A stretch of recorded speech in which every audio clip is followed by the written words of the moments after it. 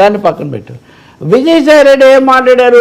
తిట్టాడు, కేవీ రావు తిట్టాడు, చంద్రబాబు నాయుడు తిట్టారు, వీళ్ళందరినీ తిట్టి ఏం కాదు నా కోసం లుక్అవుట్ ఏంటి, ఇప్పటికే నా మీద సిబిఐ లుక్ ఉంది, సిబిఐ లుక్లో ఉన్నాను నాకు లుక్అవుట్ ఏంటి అని ఒక సవాల్ విసిరాడు.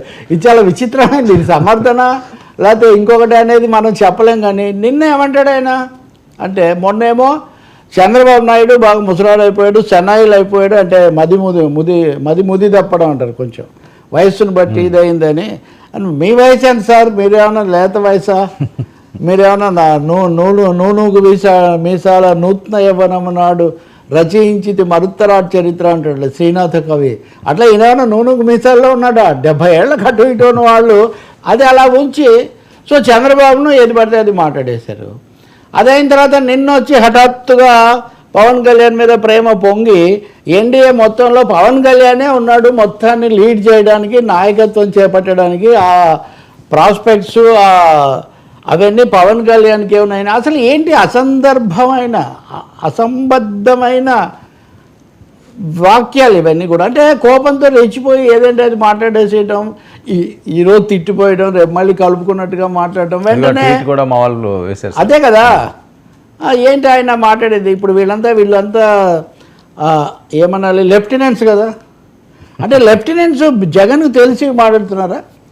జగన్ని వెళ్ళి పవన్ కళ్యాణ్ ముఖ్యమంత్రిగా ప్రతిపాదించు అని చెప్పాడా విజయసాయి రెడ్డికి?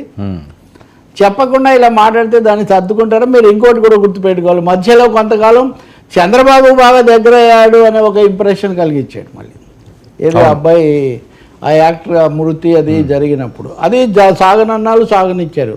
అప్పుడు కొంచెం దూరం పెరిగింది జగన్కు ఆయనకు అన్నారు.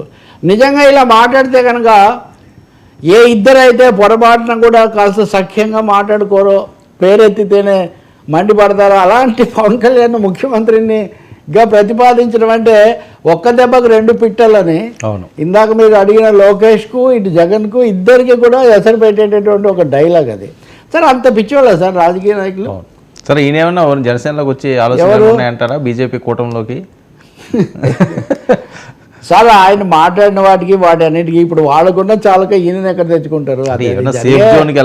నేను ఒక మాట చెప్తాను, బట్ అయినో నాకు డైరెక్ట్గా తెలుసు విజయసాయి రెడ్డి పవన్ కళ్యాణ్తో బంధం నడపడానికి 2019కి ముందు చాలా ప్రయత్నం చేశాడు. నాగబాబు అది ఓపెన్గానే చెప్పాడు, పవన్ కళ్యాణ్ కూడా చెప్పారు. కాబట్టి వాళ్ళకి అప్పుడు దగ్గర ఏంటంటే ఏమైనా మనుషులు కీలక నాయకులు పదవుల్లో ఉన్నవాళ్ళు అది బడిపిల్లలు అంటే వాళ్ళు అంటండి. ఈరోజు నేను ఆకాశానికి ఎత్తాను, రేపొద్దున మళ్ళీ ఈసెట్ ఇస్తాను, మళ్ళీ తర్వాత ఇది చేస్తాను, ఒక ఊహాగానం నడిపిస్తున్నారు మీడియాలో. జనసేనలోకి రావడానికి ఇదంతా చేస్తున్నాడేమో అని. చంద్రబాబు నాన్ని తిట్టిన తర్వాత జనసేనతో వెళ్ళడం సరిపోతుందండి? 10 ఏళ్ల పాటు ముఖ్యమంత్రిగా చంద్రబాబే ఉండాలని పవన్ కళ్యాణ్ చెప్తుంటే ఇప్పుడు ముఖ్యమంత్రి గురించి ఎందుకు మాట్లాడుతున్నారు అసలు? అంటే అక్కడే బుద్ధి ఏదో వ్యూహం ఏదో తెలిసిపోతుంది కదా. సామధాన భేద దండోపాయాల్లో ఇది భేదోపాయము, అంతే కదా. కాబట్టి సందేహాలు సృష్టించడము తప్ప ఇందులో ఇంకేమీ ఉపయోగం లేదు. ఇక్కడ ఆయన చంద్రబాబుకు పవన్ కళ్యాణ్కు మధ్యలో సందేహాలు సృష్టించాలనుకుంటున్నాడు. ఆయన మీద జగన్ దగ్గర సందేహాలు సృష్టిస్తారేమో, ముందు అదే ఆలోచించాల్సిన అవసరం ఒకటి ఉంది. ముఖ్యంగా ఆయన్ని సందేహించే పరిస్థితి మాటిమాటికి, మొన్నేమో చంద్రబాబు దగ్గర ఉన్నాడన్నారు, ఇప్పుడేమో పవన్ కళ్యాణ్ ఉండాలి చాలా సమర్థుడు అంటున్నారు. ఏంటా ఇది? బీజేపీలోకి వెళ్తారని బీజేపీతో ఎప్పుడు తనకు సంబంధాలు ఉన్నాయి, అవి ఇవి మోదీని ఎప్పుడు పొగుడు అదే అడిగారు కదా. మరి 75 ఏళ్ళ చంద్రబాబు అయితే 75 ఏళ్ళ నరేంద్ర మోదీ ఏమవుతాడు? అంటే సమయానుకూలంగా రేట్లు హెచ్చించబడ్డాని మీకు ఇష్టం వచ్చినట్టుగా మీరు మాట్లాడేస్తారా? కాబట్టి పవన్ కళ్యాణ్కి వ్యాఖ్యలతో ఏం సంబంధం ఉంటుందని నేను అనుకోను. పవన్ ఏదో ట్రాప్లో వేస్తాను అని అనుకుంటే అది విజయసాయి రెడ్డి పొరపాటు. పవన్ అన్ని ట్రాపులు చూశాడు. సినిమా రంగంలో కానీ రాజకీయ రంగంలో కానీ అతి సన్నిహితులైన వాళ్ళు కూడా ట్రాప్లు ఎలా వేస్తారో ఆయనకు తెలుసు. ఆయన ఇప్పుడు ఆయన బయలుదేరినే ఒక రెబెల్గా వాళ్ళ అన్న కాంగ్రెస్లో ప్రజారాజ్యం కలపడం పొరపాటు అని అంత ప్రేమించి ఆరాధించి అన్న మీదే విమర్శ చేసి బయలుదేరాడు ఆయన. కాబట్టి ఆయనేమి ట్రాప్లో పడే అవకాశం ఏం లేదు. కాకపోతే ఇప్పుడు ఆయన పూర్తిగా సనాతన ట్రాప్లో ఉన్నాడు. కానీ అది వేరే, అది ఆయన ఎంచుకున్న ట్రూప్ అది.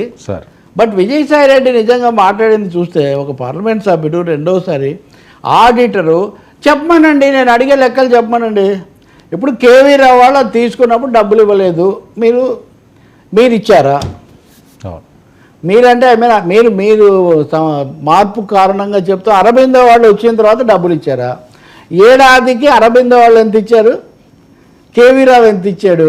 కాకినాడ రేవుకు అక్కడ చుట్టూ ఉన్న ప్రజలకు ఎలా అందరూ కలిసి గుండు సున్నా చుట్టారు? అది చెప్పండి. అది వదిలేసి పవన్ మిమ్మల్ని ఎవరు అడిగారు అసలు?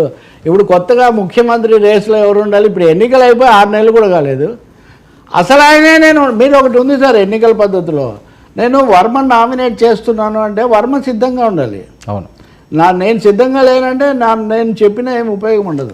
ఇక్కడ పవన్ కళ్యాణ్ 10 ఏళ్ళు చంద్రబాబే ఉండాలి మహానుభావ, ఆయనే సమర్థుడు అంటుంటే ఈయన వచ్చి ఆయనకేదో తప్పిపోయింది ఇది అని చెప్తే ఇవన్నీ అంత హుందాగా లేవు ఇవి. రెండోది లాజిక్ కూడా లేదు, పూర్తిగా లాజిక్ తప్పినటువంటి వ్యవహారం. ఒక విధంగా ఎలాంటి పరిస్థితుల్లో ఈ వ్యాఖ్యలు చేస్తున్నారు, ఇంత అయోమయ వ్యాఖ్యలు లేకపోతే ఇంత అసందర్భ వ్యాఖ్యలు ఎందుకు చేస్తున్నారు తెలియదు. రెండోది పాత సవాళ్ళు ఉన్నాయి కదా, మీడియాకు విసిరిన సవాళ్ళు, పార్టీలకు విసిరిన సవాళ్ళు, అవి తీసుకుంటున్నారా? ఇంకొక సవాల్ కూడా ఉంది, సొంత మీడియా పెట్టేస్తున్నాను ఇంక అంతా రెడీ అయిపోయిందని. ఇప్పటికి 2 నెలలు 3 నెలలు అయింది కదా, ఏది మరి ఒకవేళ ఉన్నాయేమో, మనకు రహస్యంగా ఏమైనా పెట్టారేమో మనకు తెలియదు. కానీ కాబట్టి బాధ్యతగా వ్యవహరించాలి, మాట్లాడాలి. సరే ఏంటి కానీ ఇంత మాత్రాన పవన్ కళ్యాణ్ ఏం చంద్రబాబుకు ఈ బంధం దృఢమైనదని ఇప్పటికైతే